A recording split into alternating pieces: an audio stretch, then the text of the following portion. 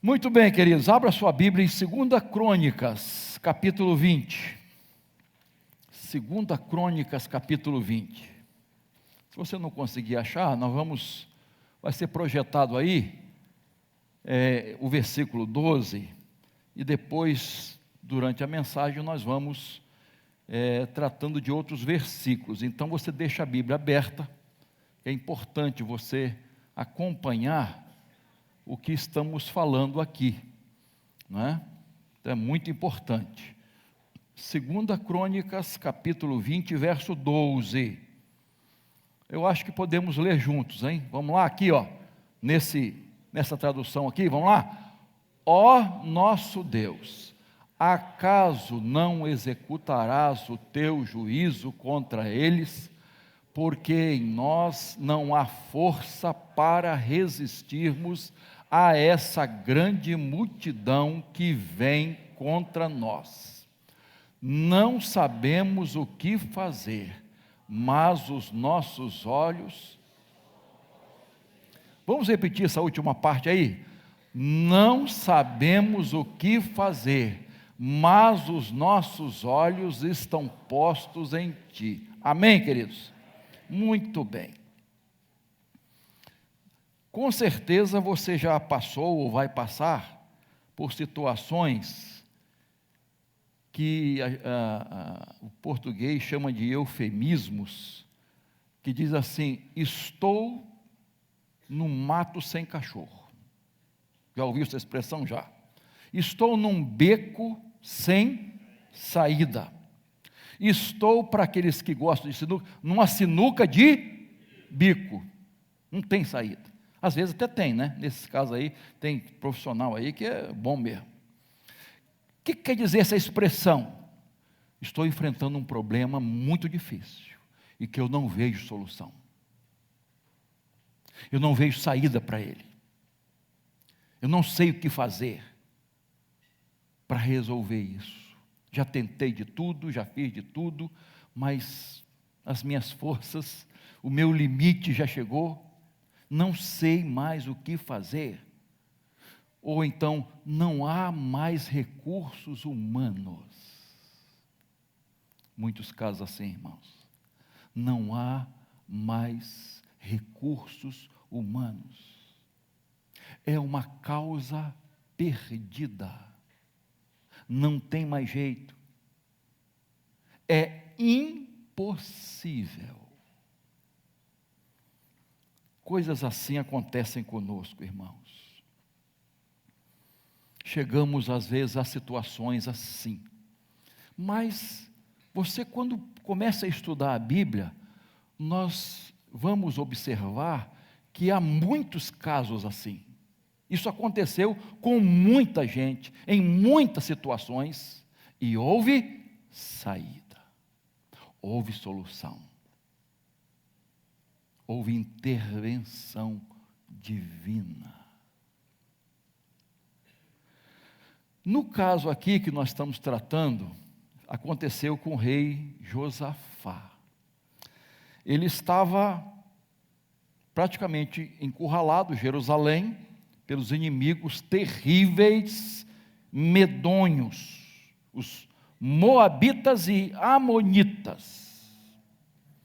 Cercados, eles não tinham mais o que fazer, não havia mais recursos humanos para sair daquela situação em que eles se encontravam.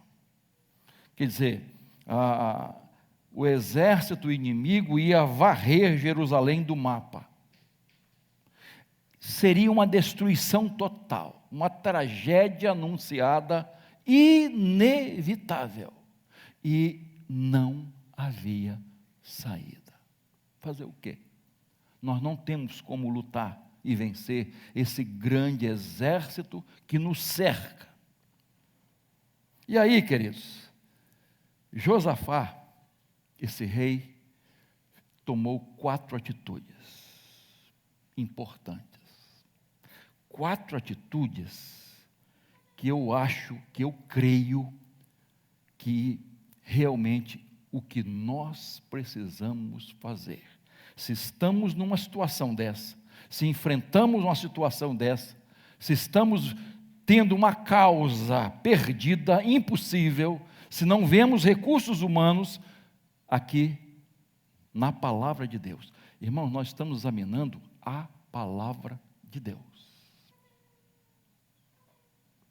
Então vamos ver, preste atenção aí, deixa a Bíblia aberta, acompanha, para você ver o que foi feito. Primeira coisa, primeira atitude de Josafá, verso 2, veja lá por favor, do capítulo 20, 2 Crônicas. Então vieram alguns que avisaram a Josafá, dizendo, uma grande multidão está vindo contra Judá, do outro lado do Mar Morto, da Síria. Eis que eles já estão em Hazazon Tamar, que é em Gedi. Verso 3. Então Josafá teve medo e decidiu fazer o quê? Buscar o Senhor, e proclamou um jejum em todo Judá. Verso 4. Judá se congregou para pedir socorro ao Senhor. Também de todas as cidades de Judá veio gente para buscar o Senhor. Qual foi a primeira atitude deste homem, quando viu que não tinha saída? Buscar o Senhor. O socorro vem de Deus. O socorro vem de Deus. A saída vem de Deus. E olha o que o texto está dizendo, ele teve medo, mas o medo não o paralisou, porque às vezes o medo faz isso, não é? O pânico, o pavor, o medo o incentivou a buscar o Senhor. Não tenho recursos, não temos jeito, mas o Senhor tem, então vamos buscar o Senhor. E aí ele convocou a multidão do povo de Deus para orar e jejuar, pedindo o socorro de Deus. Queridos, essa é a primeira atitude que nós precisamos tomar. Talvez você esteja cansado de ouvir isso, que a gente precisa orar, buscar o Senhor. Mas, meus irmãos, a experiência é maravilhosa, especialmente quando a gente está enfrentando uma luta terrível, ou inimigos considerados invencíveis. Quando estamos enfrentando uma tempestade na nossa vida, no nosso lar, na nossa família. Que às vezes, irmãos, a gente luta e não vê solução. Quando vem uma tragédia que nos abate. Queridos, às vezes nossas forças faltam. Já chegou o momento de você, gente, eu não tenho mais forças. Eu estou entregando os pontos. Eu acho que eu vou chutar o balde, não quero mais saber. Não há mais recursos. É nessas horas, irmãos, que nós não podemos desanimar. Mesmo enfrentando algo terrível, situações invencíveis, aparentemente, nós precisamos buscar o Senhor, porque Ele tem a solução. Josafá nos ensina a tomar a primeira providência. Buscar o Senhor. Vá para a oração. Dobre os seus joelhos. Fala com Deus. Fala com o Todo-Poderoso. Irmãos, através da oração, o altar é ligado ao... O altar da oração é ligado ao céu, ao trono de Deus, né? Vocês foram certos, na linha certa. Irmãos, há uma ligação entre o momento de oração e os céus. E Deus nos ensina isso. A palavra de Deus nos ensina isso. A palavra de Deus diz que através da oração Deus age. a resposta do céu para a sua oração. Porque Deus nos trata individualmente. E como é importante você perceber que Deus enviou resposta para a sua oração. Irmãos, é uma experiência maravilhosa. Mesmo que outras pessoas estejam orando. Mas olha como é importante você receber a resposta de Deus. Deus me ouviu. Deus não está indiferente ao meu sofrimento. Deus enviou os recursos dos céus. Já esteve uma experiência assim, numa situação dessa, que você não via, e os recursos vieram dos céus. Deus move o sobrenatural para atender sua oração. E nós estamos cansados de ver isso na Bíblia, irmãos. Deus move o sobrenatural para atender a sua oração. Você crê nisso? Amém? O Salmo 121, 1 e 2. Vamos lá, vamos falar juntos com toda a fé, irmãos. Olha só, vamos lá. Elevo os meus olhos para os montes. De onde me virá o socorro? O meu socorro vem do Senhor, que fez o céu e a terra.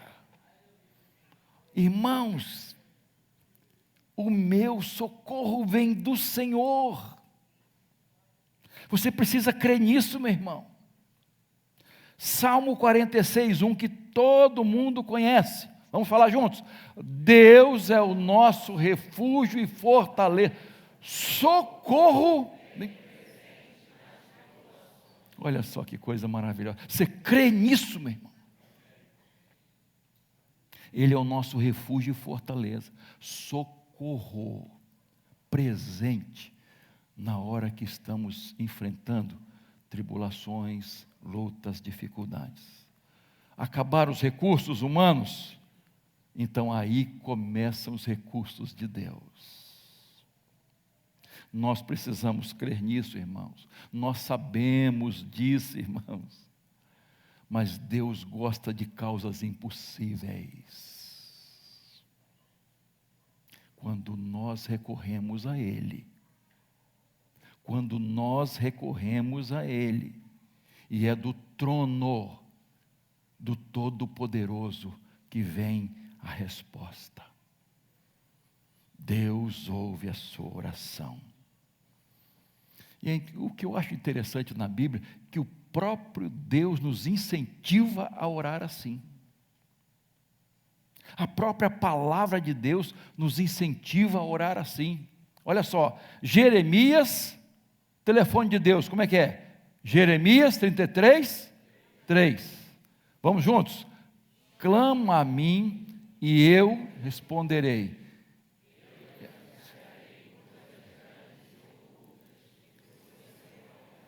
Irmãos, olha só que coisa maravilhosa. Deus dizendo, clama meu filho, clama minha filha, clama, clama, clama.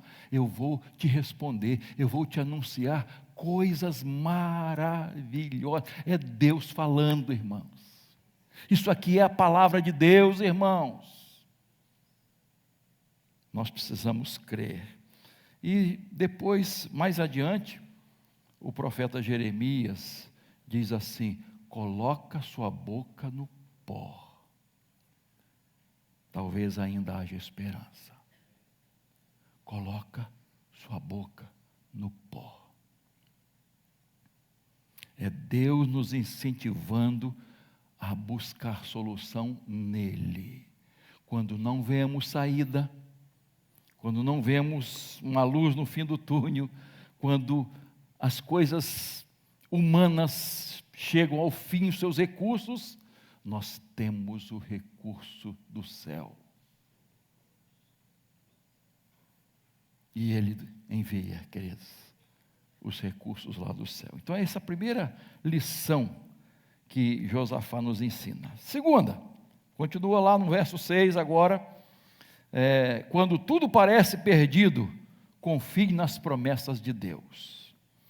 Verso 6 Josafá ora dizendo: ó Senhor, Deus de nossos pais, não és tu Deus nos céus? Não és tu que domina sobre todos os reinos dos povos?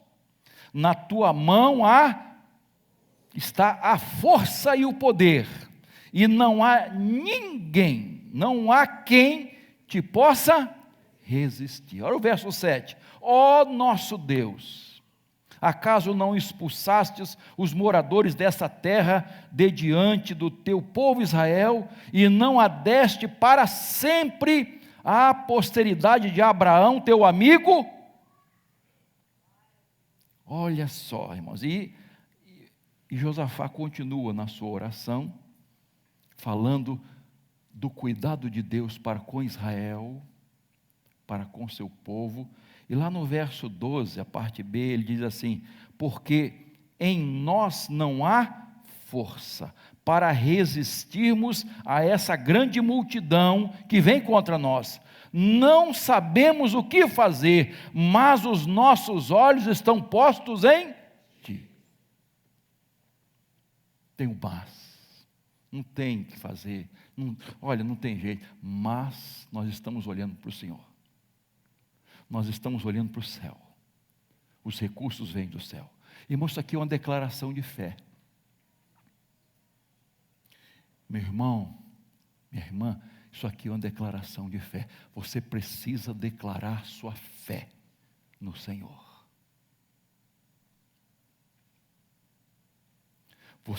Eu vou repetir. Você precisa declarar sua fé no Senhor. A sua total confiança. Ele fala, Josafá fala do pacto que Deus fez com Abraão. Do pacto. A promessa que Deus fez. A aliança que Deus fez. Sabe como é que eu vejo aqui, assim, quando eu leio esse texto, eu vejo, é como se Josafá tivesse aberto as Escrituras e falasse da sua fé nas promessas de Deus. O Senhor disse assim, o Senhor fez assim, o Senhor fez um pacto, está aqui, está aqui, eu creio nas tuas promessas, eu creio nessa aliança que o Senhor fez, que o Senhor domina sobre todos os reinos, que és o Senhor de todas as coisas. É isso que ele está dizendo. É nas tuas mãos que há força e poder. Precisamos declarar isso, irmãos. Quando nós declaramos a grandeza de Deus, os nossos problemas vão diminuindo, apequenando-se. Quando mais nós declaramos a grandeza de Deus, nossos problemas vão ficando menores. Porque o nosso Deus é grande. É isso que nós precisamos fazer, irmãos. É isso que esse texto da palavra de Deus está nos ensinando. Declarar nossa fé no Senhor, nas promessas de Deus. Meu irmão, Deus é fiel. Ele honra a sua palavra. Ele honra as promessas que fez. Deus nunca deixou de cumprir uma só promessa. Ele cumpriu, está cumprindo e vai cumprir promessas que fez. Então eu preciso declarar minha fé nas promessas do Senhor, na palavra de Deus. Por isso, irmãos, nossa causa, talvez impossível, deve ser entregue ao Senhor. Eu não sei qual é a sua causa. Eu não sei qual é o seu grande problema. Não sei qual é a sua dor, a sua dificuldade, aquilo que está trazendo tristeza, ansiedade, medo para o seu coração, doença física e emocional para a sua vida. Que essas coisas vão nos abatendo, queridos. Nós precisamos declarar nossa fé, para que tenhamos saúde física, emocional e espiritual. Você crê que Deus provê a saúde completa para a nossa vida? Irmão, a palavra de Deus nos ensina isso. Saúde para o corpo e para a alma. Mas é preciso ter fé, irmãos, e declarar isso. Eu creio, Senhor, na tua promessa. Eu creio na tua palavra. Eu declaro minha fé na tua palavra. Foi isso que Josafá fez. Terceiro lugar, quando tudo parece perdido, ouça e obedeça a palavra de Deus. Olha só como isso é destacado nesse texto. A partir do verso 15, Jaaziel disse: escutem com atenção todo Judá, moradores de Jerusalém e rei Josafá. Assim diz o Senhor: não tenham medo nem se assustem por causa desta grande multidão, pois essa batalha não é de vocês, mas olha só, amanhã, olha a orientação de Deus, hein? Amanhã vocês irão ao encontro deles, e eis que eles virão pela ladeira de Ziz, e vocês os encontrarão no fim do vale, em frente do deserto de Jeruel.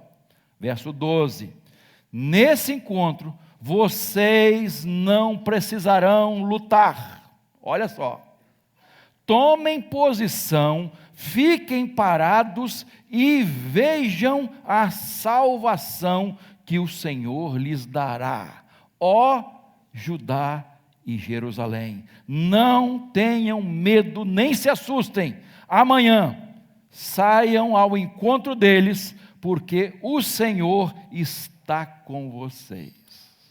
Queridos, louvado seja Deus. Olha que mensagem Deus mandou para o povo. Queridos, nós precisamos ouvir, mas não só ouvir, de escutar, precisamos obedecer. Tem muita gente que sabe a palavra de Deus, conhece, mas não está obedecendo. Esse livro é feito de papel e tinta. O poder não está aqui. Tem gente que pega a Bíblia e bate na cabeça dos outros, né? Já tem vídeo assim. Sai, demônio, e pá, na cabeça. Não. Você pode até matar o sujeito, né? Com uma pancada, uma Bíblia grossa dessa aqui, igual a minha. Não, não é esse o poder. O poder da palavra, quando você obedece. Você crê e obedece a Bíblia. Irmãos, há um poder na palavra de Deus, que só quem experimenta sabe. Poder da palavra de Deus. Aquele povo, irmãos, aquele povo era um povo sanguinário, violento, tipo um Hamas da vida aí, né? Povo, que acabava com tudo, arrasava tudo, um exército gigantesco, dava medo, irmãos, assustava mesmo. E Deus diz: calma, não se assuste. Sabe por quê? Porque a batalha não é de vocês, é minha. Irmãos, que coisa maravilhosa. Essa batalha é minha. Vocês não podem. Irmãos, isso é tão importante quando a gente reconhece a nossa pequenez, nossa incapacidade, nossos limites, dizer: não, Senhor, eu creio no teu poder. Eu creio no teu poder. Então Deus está dizendo assim para você hoje: calma. Calma, acalma seu coração. Não tenha medo. Por que essa ansiedade toda? Eu sou o seu Deus. Eu cuido de você. Você pode recorrer aos céus. Para que essa preocupação toda? Coloque esse problema nas minhas mãos. Não há recursos humanos, eu que tenho os recursos. Então olhe para o céu, olhe para os céus. Recorra àquele que pode te ajudar.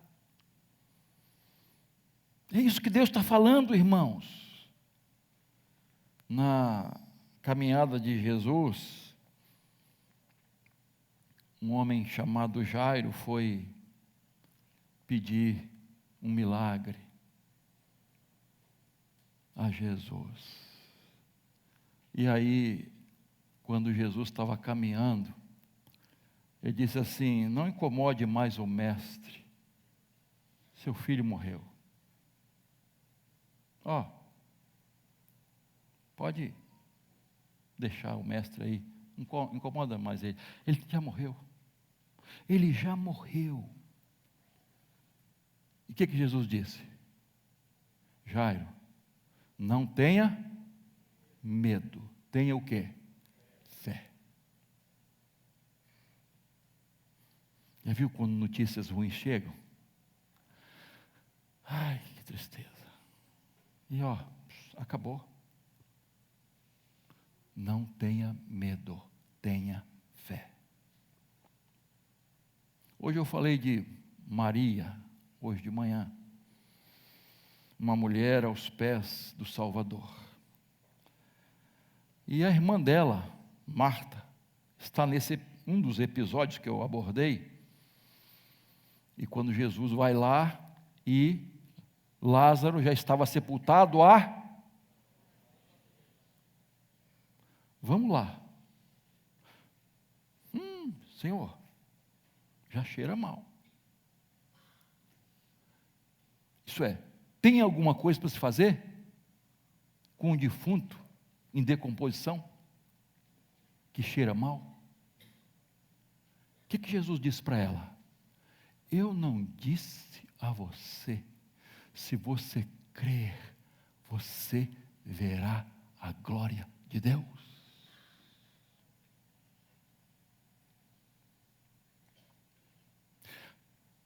Não tem jeito mais. Mas eu disse a você que você crê, você verá a glória de Deus. Nós temos que crer, irmãos. A nossa fé no Senhor move montanhas. Não é o poder da fé. Nós não temos poder. A oração não tem poder. A oração tem poder quando ela é feita em nome de Jesus. O poder está no Senhor de responder a oração, de atender uma oração. Então, meu irmão, minha irmã, meu amigo, minha amiga, ouça a palavra e obedeça essa palavra. É isso que esse texto da palavra de Deus está nos ensinando. Ouça o que Deus está dizendo e obedeça.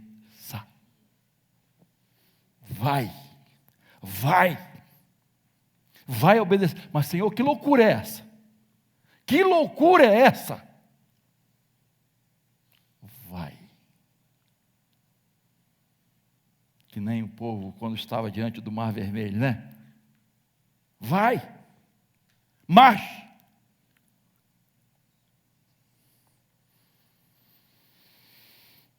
A última lição que quero tirar aqui nesse texto. Quando tudo parece perdido, louve a Deus de todo o coração. Verso 21.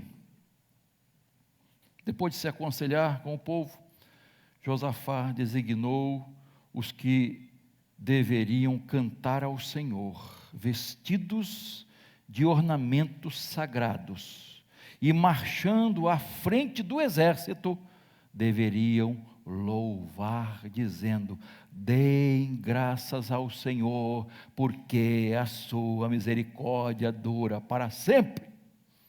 Verso 22, preste atenção, no momento em que eles começaram a cantar e dar louvores, o Senhor pôs emboscadas contra os filhos de Amon e de Moabe, e os do monte Seir, que vieram contra Judá, e foram derrotados. Preste atenção no que aconteceu. O verso 23 diz que eles lutaram uns contra os outros, mataram-se uns aos outros. Deus disse: vocês fiquem tranquilos aí, paradinhos aí. Eles mataram-se uns aos outros. E aí o verso 24 diz que não havia nenhum sobrevivente, só cadáveres. Queridos, e aí vai seguindo o texto bíblico, e eles continuando louvando a Deus, agora celebrando a vitória. A tal ponto, o louvor foi tão importante ali, que no verso 25, diz que aquele lugar passou a se chamar Beraca, quer dizer louvor. Esse lugar vai passar a se chamar louvor. Preste atenção, esse povo, o povo de Deus, fez o que, irmãos? Começou a cantar antes, a louvar a Deus antes, louvar a Deus durante a batalha e louvar a Deus depois da vitória. O louvor permaneceu antes, durante e depois. Isso é maravilhoso, irmãos. Louvor, adoração, ação de graças, bendizendo o Senhor. Então o que nós aprendemos aqui, irmãos? Primeiro, que o louvor a Deus, lógico, é uma arma de guerra poderosíssima. Você já pensou em enfrentar um exército gigantesco com um coral cantando? O que é isso? Vai enfrentar com um coral cantando, é isso? É. Com um grande coral, cantando, louvando a Deus. Queridos, o louvor, quando eles começaram a cantar, diz o texto, aquele povo, aquele exército começou a ser desbaratado, matando-se uns aos outros. Louvor, arma de guerra. Então, meu irmão, minha irmã, creia que o seu louvor a Deus é uma arma de guerra. Outra lição aqui, o louvor é um ato de fé. Preste atenção, louvor é um ato de fé. Você está louvando antes da vitória. Isso é fé, irmãos. Mas não chegou ainda. Vamos louvar o Senhor pela vitória que Ele vai nos dar.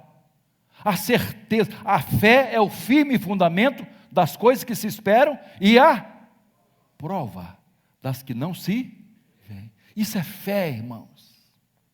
O louvor é um ato de fé. Queridos, o louvor não é apenas uma consequência da vitória, é a causa da vitória. E nós precisamos crer nisso. Nós precisamos aprender a parar de murmurar, de reclamar, de só falar coisas negativas, não está nada bem. para. Começa a louvar a Deus. Começa a engrandecer o Senhor, bendizer o Senhor. A gente canta tão bonito, né? Que a bondade me seguirá. Mas às vezes nas oportunidades, nós não fazemos isso. Entristecemos nosso coração, ficamos amargurados. Queridos, louve ao Senhor. Faça como Jó, que naquela luta tremenda, ele diz assim: o Senhor deu, o Senhor o bendito seja o nome do Senhor. Estava tudo ruim, a coisa estava feia. O Senhor deu, o Senhor tomou, bendito seja o nome do Senhor. É isso que nós precisamos fazer, queridos. E a terceira lição que eu tiro aqui, irmãos, é que o louvor pode mudar circunstâncias impossíveis. Pode, queridos, porque o louvor é a Deus. Não é a música de Roberto Carlos que você está cantando. Com todo respeito a Roberto Carlos, né? A outro cantor qualquer. Não é uma música de amor. Não é uma sofrência aí dessas duplas. Beleza, sem problema. É louvor a Deus. É dirigido a Deus. Não é dirigido a você, não. Ao ser humano, não. O louvor é dirigido a Deus. É endereçado aos céus. Engrandecendo o poder de Deus, a grandeza de Deus, os atributos de Deus. Esse louvor, queridos, move a mão de Deus, confunde o inimigo. Jó confundiu o inimigo. O louvor experimenta o sobrenatural de Deus. E a última lição que eu tiro aqui é que o louvor nos faz vencedores. O louvor nos faz vencedores. Meu irmão, minha irmã, não espere a bonança chegar. Louve a Deus na tempestade. Meu irmão, minha irmã, não espere atravessar o vale escuro da sombra da morte para louvar a Deus. Louve ao Senhor enquanto você está nele, caminhando por Ele. Não espere para louvar a Deus depois que a muralha cair. Louve a Deus antes das muralhas caírem. Não espere amanhã para louvar a Deus. Louve a Deus na noite escura que você está passando, no momento difícil. Não espere a libertação chegar. Adore a Deus na prisão, no tronco. E o terremoto de Deus vem para trazer libertação. Não espere a louvar a Deus quando o anjo chegar. Adore ao Senhor, tranquilize seu coração, que Deus envia um anjo como enviou para Paulo e Silas. Para Pedro, né? O terremoto, para Paulo e Silas, e para Pedro na prisão, um anjo que abriu todas as portas, todos os cadeados, todas aquelas coisas que prendiam aquele servo de Deus. Então não espere o mar abrir para louvar a Deus. Louve antes que o mar vai se abrir. Deus vai abrir uma porta, um caminho, uma saída, onde não tem. Onde não tem. Esse é o nosso Deus, irmãos. Esse povo louvou a Deus antes, durante e depois da batalha. Faça isso, meu irmão. Com fé. Faça isso. 4 coisas que esse texto nos ensina quando nós estamos com uma causa impossível, que parece impossível, que não há recursos terrenos, que parece que tudo está perdido. Vamos repetir? Primeiro, pode colar. Busque socorro em Deus. 2, confie nas promessas de Deus. 3, ouça e obedeça a palavra de Deus. E 4, louve a Deus de todo o coração. Qual é a sua causa, meu irmão, minha irmã? Qual é a sua luta? Eu não sei. Sua luta pode ser interna. Ninguém vê. Deus vê. Às vezes a tempestade é dentro de nós.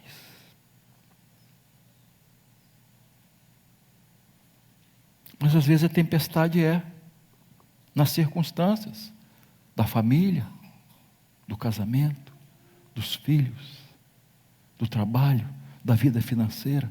Há uma tempestade. Qual é a sua causa? É um vício que parece que você não consegue vencer. O que está acontecendo com você?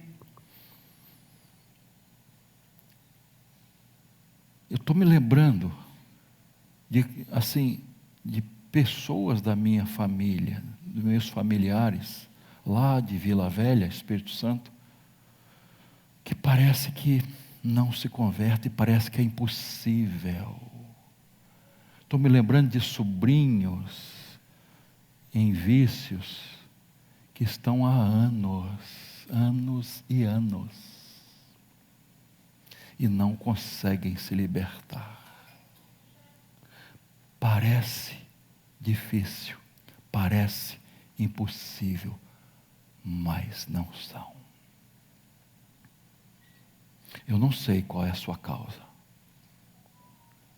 mas eu quero orar contigo, orar por você e orar com você, colocando sua causa, sua vida, seu coração, seu casamento, seus filhos, seus netos, sobrinhos, seja lá quem for, qualquer luta que você esteja enfrentando, que não está encontrando solução. Eu quero convidar você a colocar isso no trono da graça de Deus, pela fé.